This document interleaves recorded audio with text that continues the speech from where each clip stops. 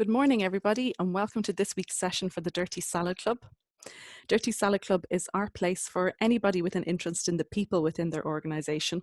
So whether you're in HR, L&D, a coach, a leader, or any member of staff within an organisation and you have an interest in your people within that organisation and how to help them perform well, this is a space for us to get together, to talk, to learn from each other, to support each other through these times.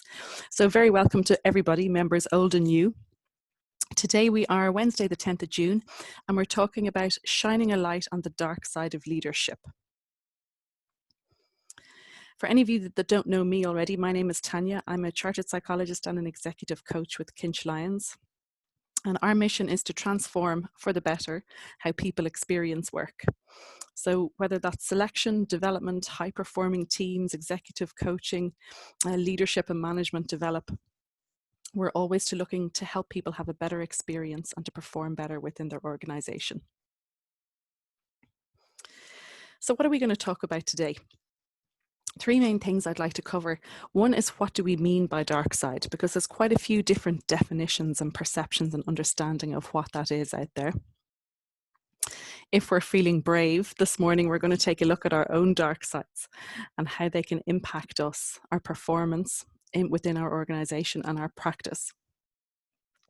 And then we'll start to have a look at how can we, whether we're coaches, whether it's us as colleagues, or whether it's a leader managing and leading a team, how can we help other people, perhaps when it comes to their own dark sides?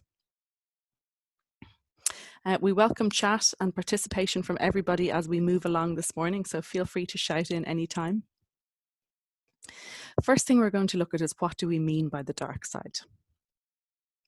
Okay. I'm going to throw this open to the chat. Okay, anybody pop in the chat function there. What comes to mind when we mention the dark side, apart from Darth Vader? Okay.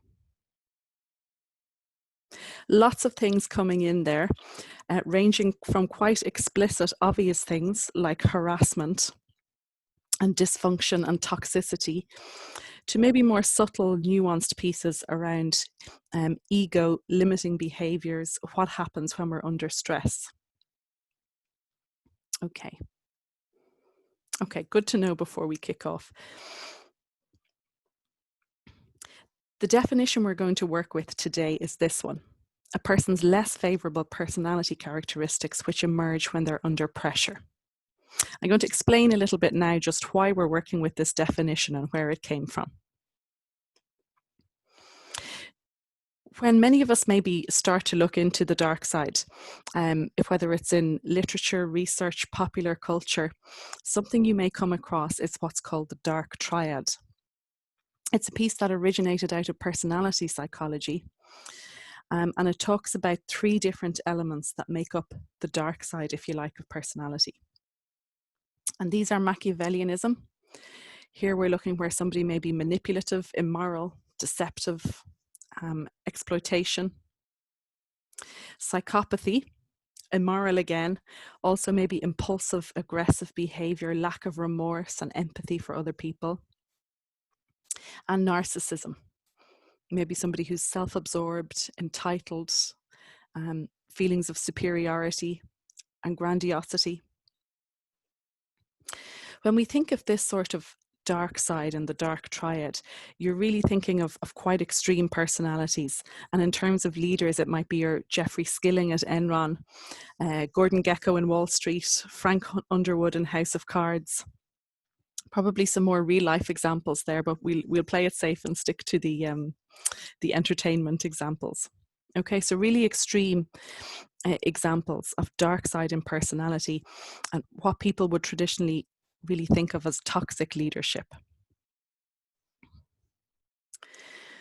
Within business psychology, a slightly different terminology and meaning for dark side has come to the fore. And it really started when some business psychologists started noticing a too much of a good thing effect, if you like, particularly when it came to psychometric assessments. And they were starting to notice and discuss how sometimes really high scores in psychometric assessments can actually have negative implications for people's performance. There's lots of theory behind this, really based on the trait theory and personality psychology and the big five, the five basic dimensions of personality. So business psychologists came up with a maladaptive trait model, looking at exactly this. So what happens when there are negative behaviours associated with high results? Okay. Any of you tuned in, and I know some of you listening today are accredited in the EQI and did your training with us. And you guys will know that we talk a lot within the EQI about balance and high scores and low scores and what it can look like if a high score isn't balanced by other areas. Okay. So overall, the premise here is that traits typically associated with positive work outcomes can actually also produce counterproductive behaviours in the workplace. The reason being that when we're under stress and under pressure, we tend to default to our most natural traits, and that's them that drives our behaviour more than any other factors. But sometimes those natural traits and our natural tendencies may not be the most effective or efficient ways of behaving. So let's just look at a couple examples here to help us get a picture of what this might look like. So if we take somebody who's competitive, potentially fantastic advantage in the workplace, this person might be goal-oriented, maybe a good negotiator who can get really good outcomes for themselves or for their team or their organization. They might be clear and direct communicators, all really positive things, but potentially, and now we're talking at the extreme, but potentially when under pressure and overutilized, this may come across as somebody who's hostile or aggressive towards other people, maybe somebody who's self-centered or might lack empathy for others.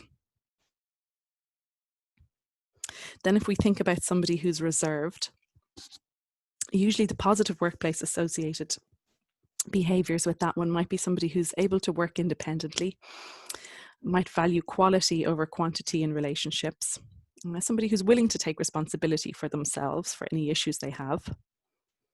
But again, at the extreme or when we're under pressure, that might potentially be somebody who could maintain distance, appear aloof, show disinterest in other people, slow to build relationships. Okay. Then adventurous. Again, potentially a great trait. Positive behaviours in the workplace might be somebody who's easily able to adapt to change, who's willing to take risk, able to tolerate uncertainty. Maybe somebody who's able to look back, stand back, and get a big picture.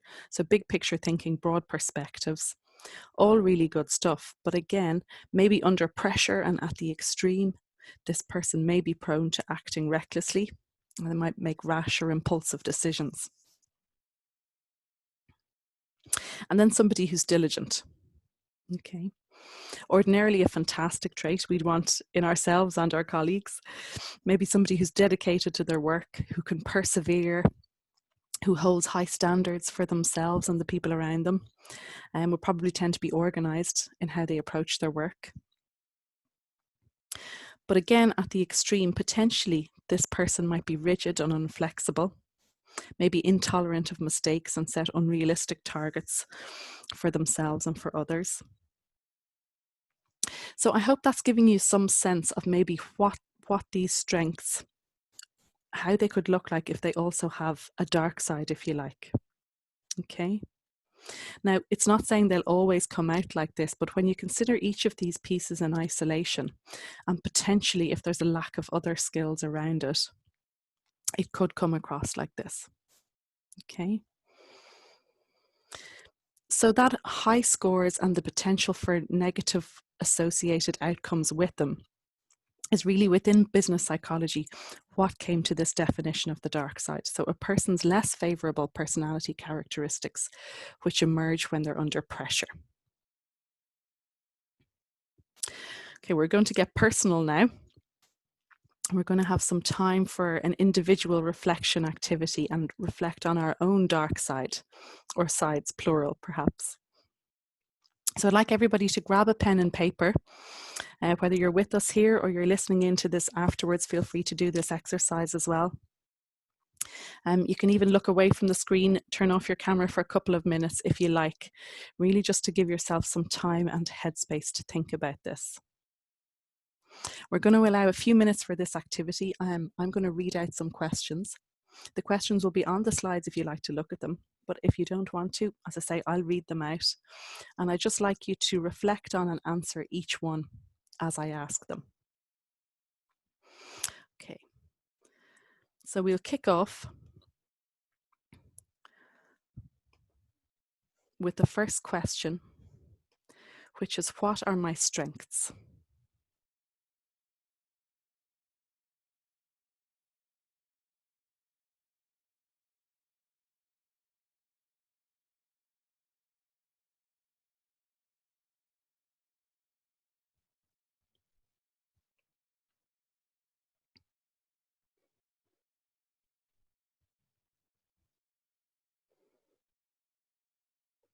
And how do these serve me?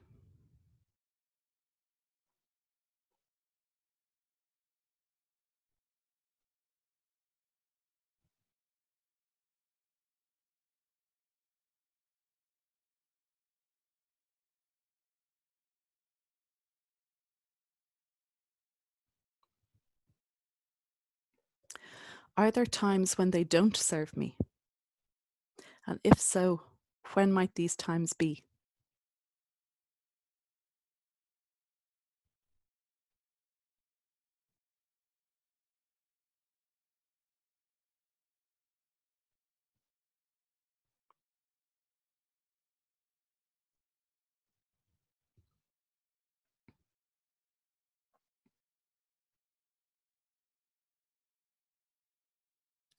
How do I behave when I'm under pressure?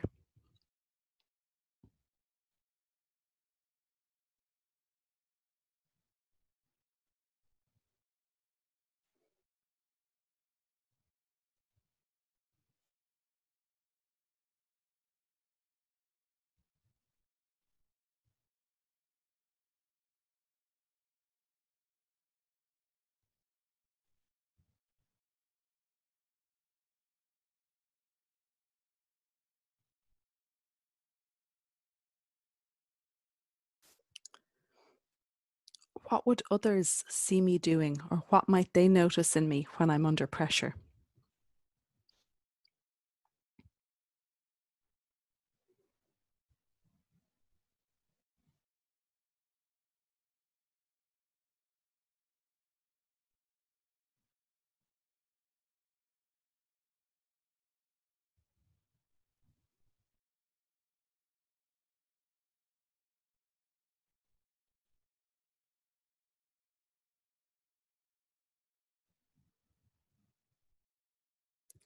What could I try instead?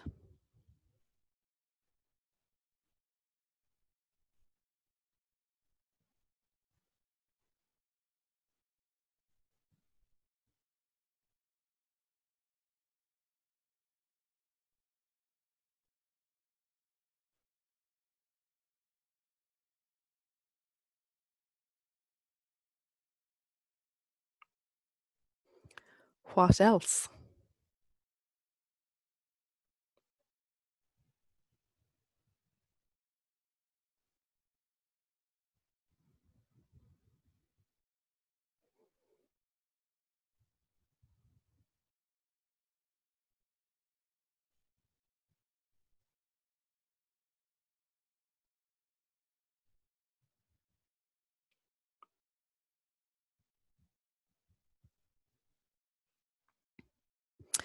Okay, so coming back together again after that exercise.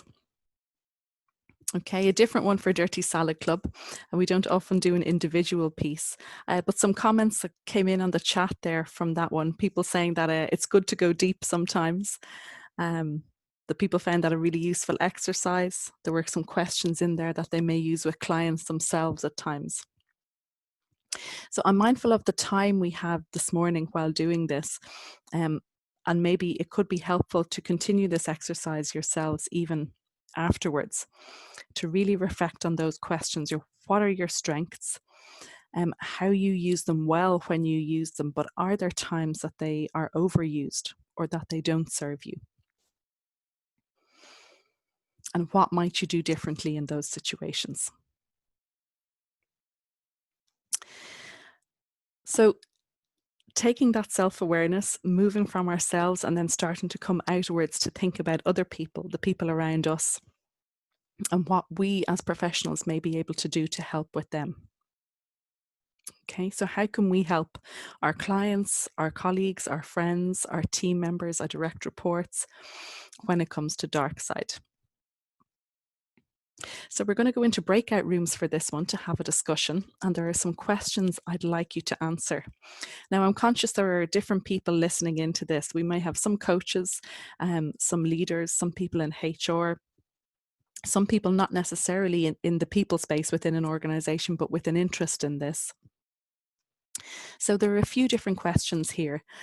You might like to answer the particular question maybe that speaks to you and your role the most, or maybe you might have something to say for all of them. Okay. So what coaching tools and techniques may be useful in working with clients around their dark side? As a leader, how might you be an authentic role model for managing your strengths? It's a good meaty question. Or as an individual, what might you do differently as a result of what you've learned in the session today? Okay, I'll put you into great breakout rooms of 3. So in a minute, each of you will receive an invitation on screen to go join a breakout room. I'll give you a few minutes to discuss there, and we'll come back together just before we finish up this morning.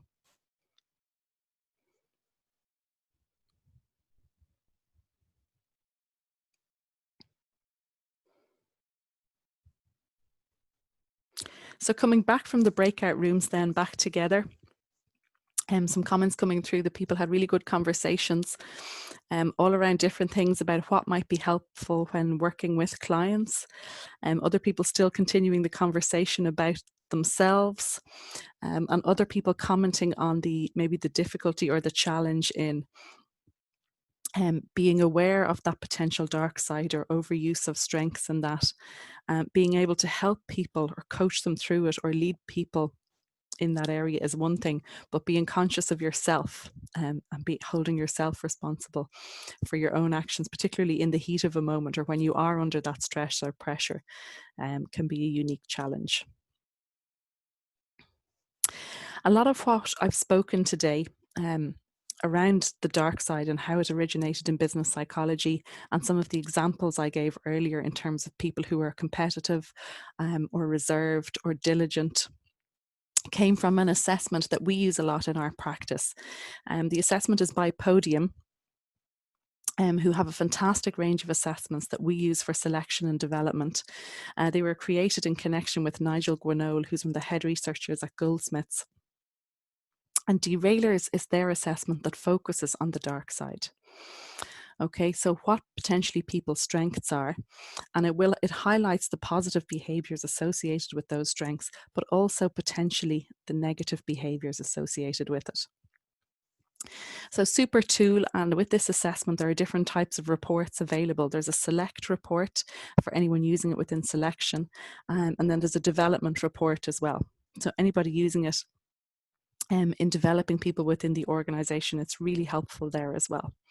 So if anyone would like to learn more about that, please feel free to get in touch or to contact us afterwards.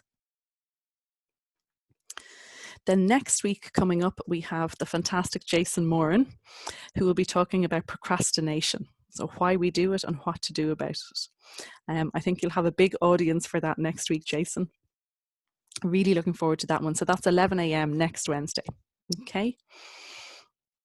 You can find all the details on Eventbrite. It'll be on our LinkedIn page and our Dirty Salad Club page as well. So thanks so much to everybody for your attendance and participation in that today. And we love having you here every week, and we look forward to many more to come. And we will see you next week for Jason's session. Bye-bye.